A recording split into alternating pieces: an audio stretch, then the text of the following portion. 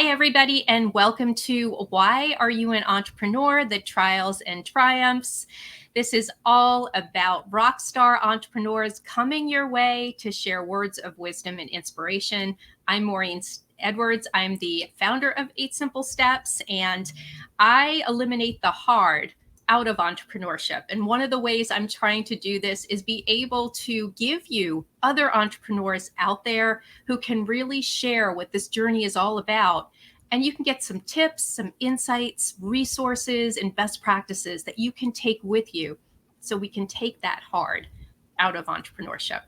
And tonight is no exception. Like, we get better every week, don't we, with who we bring here. And so I have a veteran-owned, women-owned businesswoman, the founder of DQH Administrative Services. I want to introduce you to Dawn Hipsley. Welcome. Hi, thanks so much for having me. Oh, thanks so much for taking the time to do this. I know as entrepreneurs, we juggle a lot of stuff. And so to carve out just even 30 minutes for something like this is great. So thanks for being here. So I always start the conversation, why are you an entrepreneur? Like, why are you doing this crazy thing? Can you share how you got here and what's motivating you? I can share how I got here. It's my story's a little different than some because I never actually set out to own a business. I was working 9 to 5 and I was doing a little stuff on the side for some friends. And my very first client said to me, "You're obviously not happy in your office job anymore. So why don't you do this full time?" And I said, "Oh, I can't do that." And she said, "Of course you can. If anybody can do it, you can do it." And I said, "Oh, okay." So I set out to do just enough business for myself. I had two children. At the time, they were elementary schoolers. So we thought, oh, this would be a great time to be at home, to be with the kids. This is when they, can use somebody home all the time. And my friend said, "I'll even be your first full-time client. You can, and so I took the leap of faith because somebody else had faith in me. And I gave my notice at my office and I said, I'm going to start my own business. And so I had the cheerleaders, I had the people that had enough faith in me until I could have enough faith in me. And today, not only am I full-time, but I have 2 other full-time and 3 part-time employees. Oh my goodness, congratulations. Oh my gosh, that's amazing. All right, so let me back up a second. So when you decided to take the leap of faith, the leap into owning a business, what did you find to be the most difficult about transitioning into entrepreneurship? So I guess you just don't realize all of the intricacies of being the owner when you've been an employee your whole life. I mean, there's so many things to think about, and just making sure that you're taking all of the correct and all of the right steps so that you don't have to go back and redo things 3 years later, 5 years later, or when you have actual employees instead of just some people that are helping you out. So that was probably my first real stumbling block was, okay, because I only started off wanting to just be basically a contractor by myself. I didn't start things, and I opened my business 5 years ago. So I didn't put those things in place. And now, since I do have the employees and I do have an actual business, I kind of had to, I don't want to say backpedal, but I had to shift a little bit to make sure that things are proper for going forward. So that's really it. You know what's interesting about that? You bring up something that I think is really important here is that we may think in our head that we're small and we're only thinking small and getting like drowning in minutia. But really, small business owners should think big because you never know where you're going to be in 5 years. So make sure that you put those processes in place and a streamlined, company that from end to end, it is functioning. So when you're ready to scale and hire as many people as you have, which is fabulous. I'm so excited. And I'm going to ask you more about that in a second. Yeah, so I think that's really important what you're saying to people out there. And I say it too. Don't think that just because you're in your garage, you're in your basement, right? That you're going to be there forever. Don't think you're going to be solo forever. Like, think bigger. So what do you think was the first mistake you made? Like, what was one thing that you would say right now, I would never do again? I learned from it, and maybe let other people know not to do it too. I would not undervalue myself. I thought in order to get clients, I had to have a low rate. And I severely undervalued myself and the value of what I do. You know, literally when people ask me, what does an administrative services company do? My answer is make a list of the things that you don't want to do. And that's what we do. And that is incredibly valuable to other business owners. And I really thought in the beginning, I have to lowball everything, because if I don't, I'm never going to get any clients. And I did myself a grave injustice doing that. All right, everybody out there listening to this, please, if you listen to anything right this moment, or even moving forward, okay, let's pause here, because this is one of the most important points, because you have worth, you have value, and you deserve to be paid for it. Not only for the expertise you bring to the table, but what you said was so important, the things they don't want to do. Talk about valuable to take stuff off their plate that they hate and are forced to do. I mean, that's worth so much more than what people realize. So I think what you just gave there is absolute gold. And I think that, I hate to say it, most entrepreneurs do exactly what you do, because they feel like, oh, I'll 50% in the market and I'll get more people, or, you know, I'll get testimonials for it, or maybe that's a good way to start, but let them know this price is going up. You're getting the introductory price. Yes. But it's going up. But it is something that is happening all the time, is the undercharging. I find it a syndrome.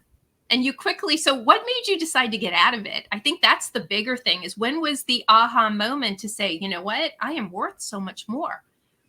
I have people working with me. I need to pay them a livable wage.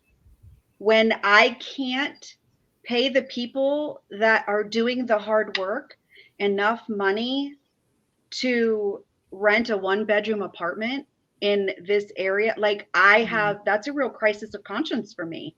And I don't feel good not being able to do that, or even myself, you know. And as one of the things that I learned was, not everybody can be a 1099. Sometimes you actually have to have employees.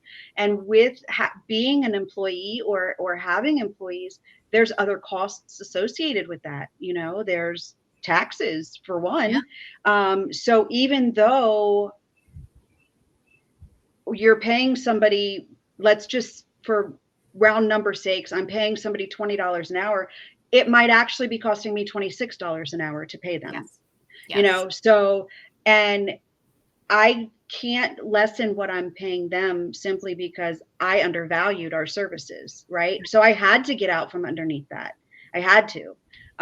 Otherwise, I wouldn't, it's not sustainable. So you know? Did anybody push back, Dawn? No. No. Really not. So here's a very important lesson that I learned. If 100% of the people that are interviewing you hire you, you're not charging enough. Right? If you're not getting any no's, you're not charging enough. Oh my gosh.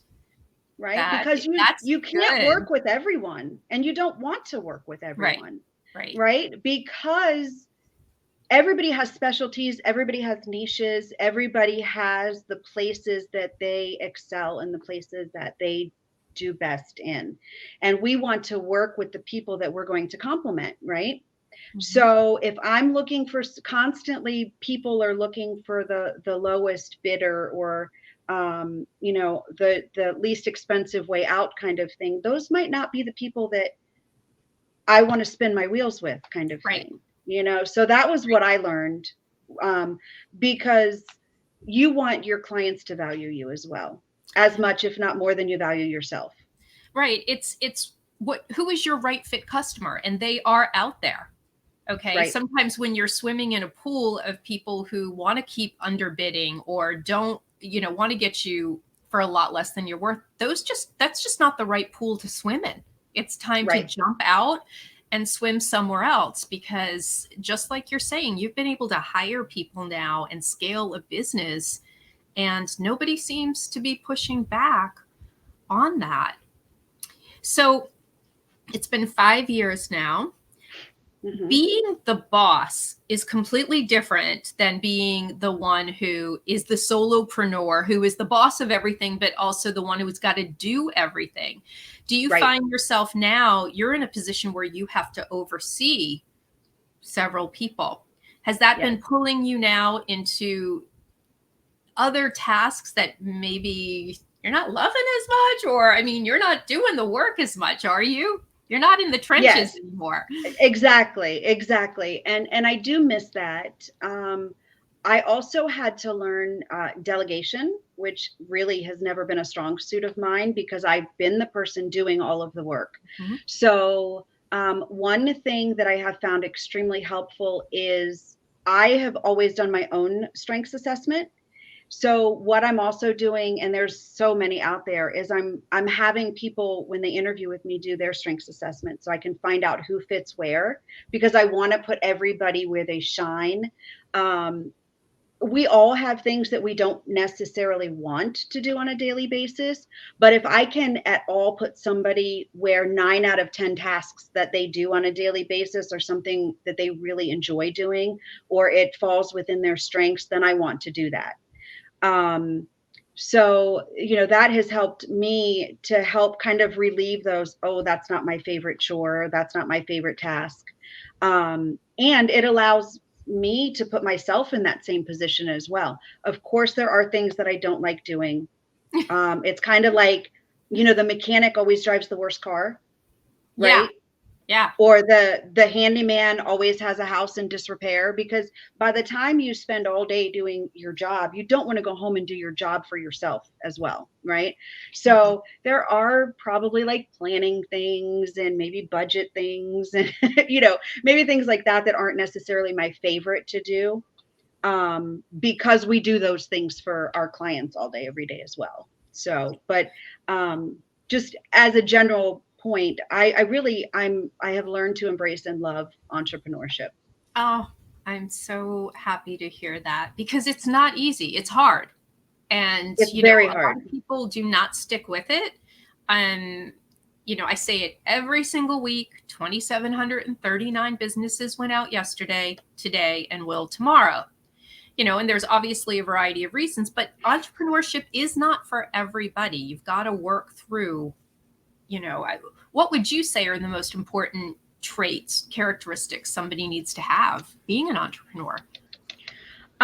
So I think stick-to-itiveness. Right, there's a new word, stick-to-itiveness. I like that. You don't have to do it perfectly, but you have to do it consistently. So that's what I mean by that. It's progress, not perfection. You don't have to do it, like I said, you don't have to do it perfectly every time, but you do have to do it every time. Right. So in my opinion, that is the most important characteristic or trait. Perseverance, you could also call it, I guess. Mm-hmm. Yes. So what has been the greatest success that stands out for you as an entrepreneur on this journey?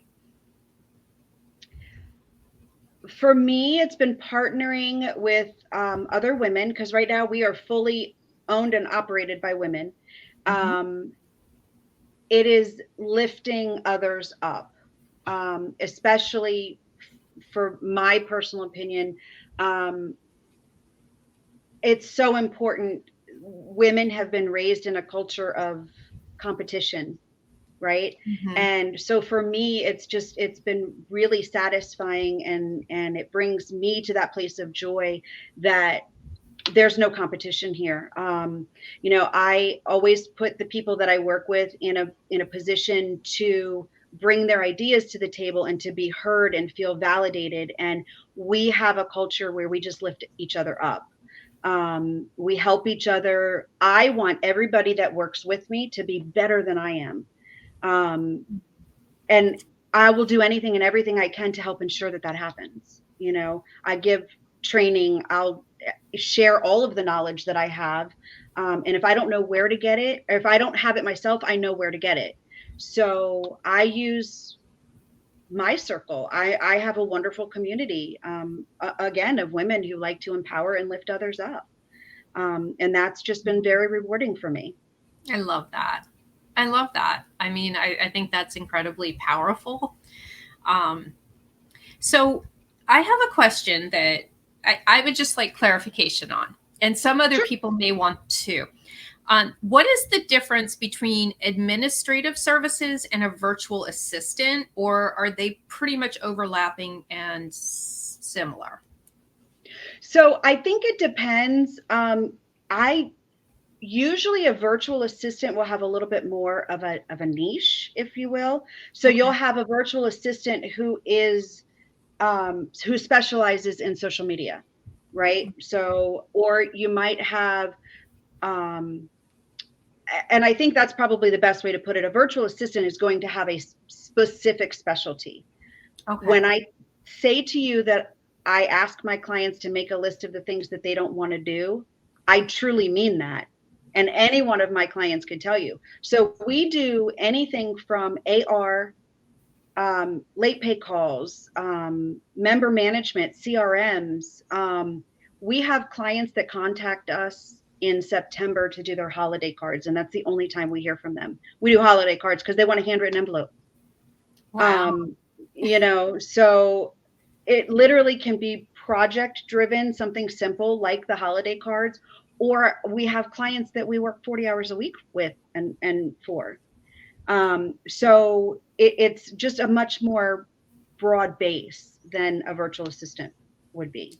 Okay, so I just needed clarification Sure. for that, because I know I've worked with you. You know, we've worked on projects together, and so I know Right. what you do. But some people out there may think, all right, I can just hire a virtual assistant. But I think that you clarified that really well. So I'd like to know, where are you finding clients? Is there a certain marketing platform that you're on? So, you know, social media platform, or is this just word of mouth? How's this working?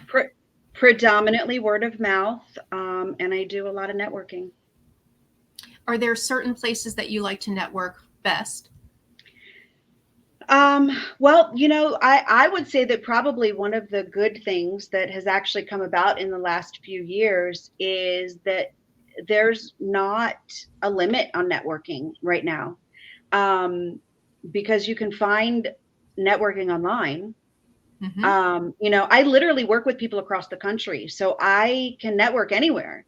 I have people in Georgia, Alabama, you know, so it for me, and I have people that work with me that are in other states as well. So for me, it depends on what I'm trying to find. If I'm looking for maybe somebody who wants to not be 100% virtual, maybe they want to go into an office on occasion, I might network in a specific area, more so than to go to a certain place. I personally work with a lot of member driven organizations. Mm-hmm. So I'm out and about at meetings and networking events all the time with clients. So, but I would honestly say that, well, 100% of my clients have been referrals. That's amazing, because imagine, okay, so we talked about like undervaluing you. Imagine people value enough to share your name out there. Yes. I mean, I think that's, you know, that's what success, I think, really, really looks like. It So, means so much. yeah, yeah, it goes such a long way. So I totally believe in networking. I don't think there's anything better. I know face-to-face conversations are so powerful. And I know with Yes. the pandemic, we kind of got sidetracked with that. But I still think like communicating like this right now is, you know, just as beneficial as, I think it's more beneficial than sitting there and posting on social media Agreed. all day. Agreed. You still have a wall between, the two of you. Right. So I'd like to know what makes you different. I'm always talking about the competitive differentiation out there. So if somebody Okay. was to say to you, what makes your company different than others who I could pick, what would you say? So I would start with, I'm a real person. I'm not, and when I say that, I mean, I literally am the person down the street. I am not someone who's unattainable. I'm always a phone call away, an email away, a short drive away if that allows, Mm-hmm. and I don't consider, while I'm an expert on many subjects for what I do, I'm coachable, I'm teachable, I'm relatable. So I feel that all of those things make a difference when you're dealing with other people. Um, because if you're not those things, then you almost seem like you're unapproachable. And that's the last thing that I am, is unapproachable. I love feedback. I love advice. I love all of my top 5 strengths are relationship driven. Right. So that's the foundation that I live on. I lead with love and fairness, and I want everybody to be included, and I want people to excel, and I want people to succeed. And all the better if I'm part of helping you get to those goals, right? That's where I thrive, and that's where I love to be, is helping, lifting other people up, helping other people reach their goals. I love that. And the one thing that I knew, when we were working together, you're incredibly patient. You really are. You are probably the most patient person who I've ever met. You're incredibly detail oriented, but if something doesn't go right, you are very quick to fix it, but you don't get rattled by it, which is really great. So you're very calm, you're very patient, and I think those are very admirable qualities doing what you are doing, which is very detail oriented. Things can't slip through the cracks, and you're probably putting out a lot of fires left and right for people as well. So All day, every day. I think I would have a tough time with it. I'm just going to say right here, I think I'm just more big picture visionary, and I need somebody like you to just it's almost like pick up the pieces for me. But everybody has their strengths, and, Exactly. are very, very obvious. So where do you want to take this business next? I mean, you've been in business 5 years, you have employees. Is there, another big picture that you're looking at as far as, on the scale timeline? Yeah, actually, I'm in the process of setting myself up to get several certifications so that I can start bidding on government contracts in January. Oh my gosh, that is great. Now, how did you come about, opening up that additional, customer line of distribution, basically, of your services? So, well, in talking to different people that I talk with, because again, I'm very relationship driven, I found that there are boxes that the government has to check. They have to award so many contracts to small businesses. So many of those contracts have to be to minority-owned businesses or women-owned businesses, or things like that. So those are boxes that I can check, and I felt like it would be silly to leave that on the table. Again, it has to do with valuing ourselves and the business and the work that we do. We're very good at what we do, all of us that work here. So it's another leap of faith. I think it's great. You're identifying a gap, you're identifying an opportunity, and that's what entrepreneurship is all about. You'd be silly to leave it on the table, right? Right. And walk away from it. At least try, right? You never know Right. where something will lead to, because the government is a process. So it's one of those, talk about having patience. Okay, that's perfect for you, because you'll need a lot of patience on that one. So I think you're on the right track, with that. Thank you. So share with me one piece of inspiration for a brand new entrepreneur? What is like the one thing that they have to have the right mindset for? It's going to sound really cliche. The line from the movie, if you build it, they will come.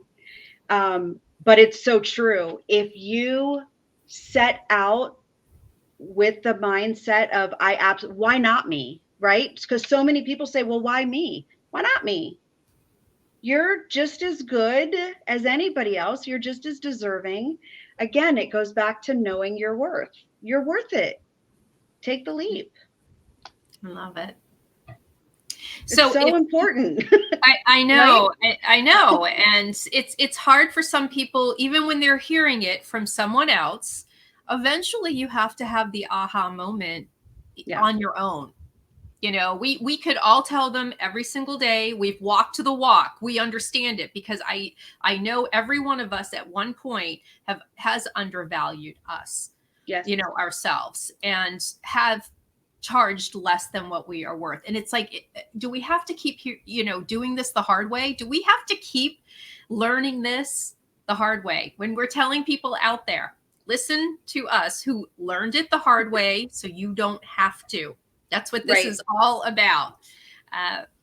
So if people would like to work with you, to talk with you, how can they get to contact you? How can they find you?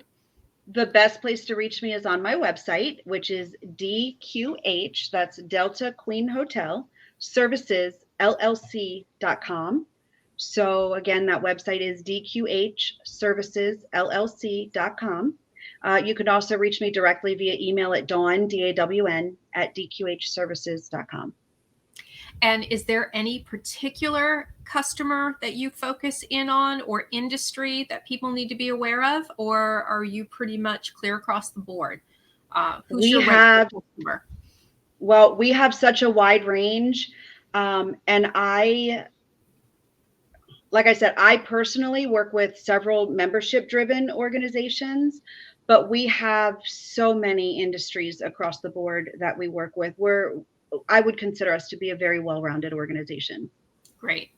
And it doesn't depend on what size they are either? It does not. Okay. No. That's awesome. So great to hear. All right. So I have to ask you, when you seal all those government contracts that I am expecting you to get, will you come back and talk to us again about scaling it to that next level and opening up a whole new pipeline of business? Will you do that for me, Dawn? I would be honored. Oh, well, I am so happy that we've had this conversation. You have just brought a wealth of information. You've dropped some true diamonds, not, you know, gems. No, that's not good enough. Like the best of the best. And I really appreciate it. You are just spot on everything you've said. So we are definitely going to continue this conversation. Thank you for being here. And for everybody out there, I hope that you took some really, really good insights tonight and are able to go ahead and implement them. And let's eliminate the hard in entrepreneurship. Let's get those mistakes out of the way, the overwhelm out of the way, and let's make business simple. It doesn't have to be that complex. So I'm Maureen Edwards. I will be back next week, 5 o'clock Eastern Standard Time on Thursday. And I will have another rockstar entrepreneur, because as you can see, it gets better and better. So everybody have a wonderful night, and I will see you next week.